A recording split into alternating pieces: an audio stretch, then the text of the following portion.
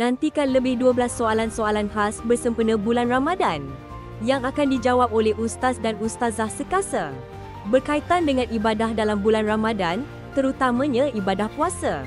Jangan lupa bersama Nur Nasser Alisa di dalam siri soal jawab bertemakan bulan Ramadan. Ingat, yakin, jangan wash-wash. Sekasa TV, mesra berbudaya.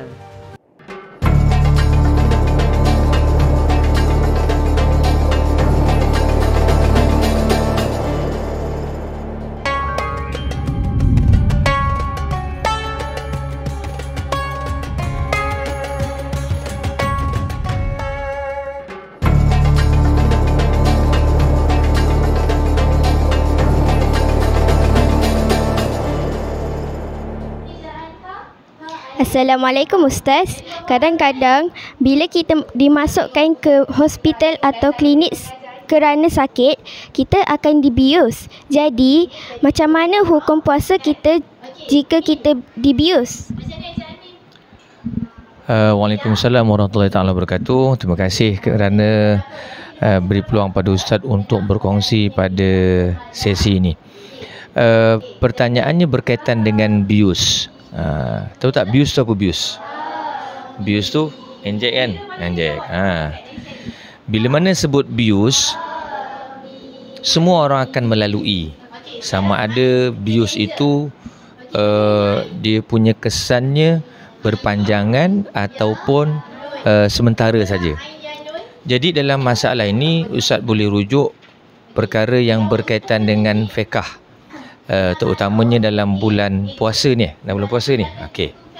Dalam bulan puasa ni. Yang pertama, Ustaz nak kongsikan kadang-kala bius ini dia ada sifatnya yang separuh saja. Dia bius separuh. Kan? Bawah saja. Di atas dia masih lagi boleh celik, boleh tahu ataupun dia boleh dengar, tapi cuma tak bermaying aja. Itu yang pertama. Yang kedua, ada juga dalam perubatan yang Ustaz difahamkan bahawa bila mana bius satu badan semua. Lepas bius dia terus saja. Mungkin nak menjalani operation selama 13 jam. Maka biusnya itu dalam keadaan lama. Okey. Dua situasi ini yang membezakan hukum ketika mana berpuasa. Okey.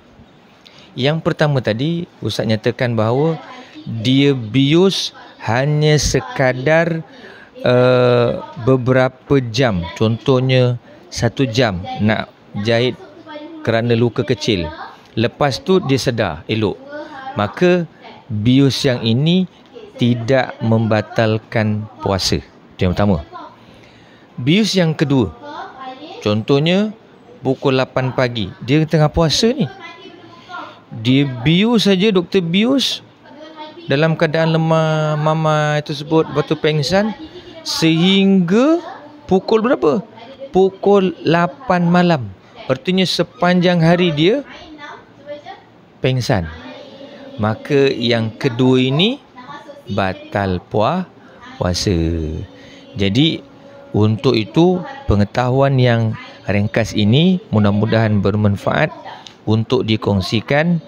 Mungkin kita akan melalui ataupun ahli keluarga kita akan melalui. Sekian, terima kasih. Terima kasih Ustaz. Ingat, yakin, jangan was-was. Saya Nasser Alisa untuk Sekasa TV, mesra berbudaya.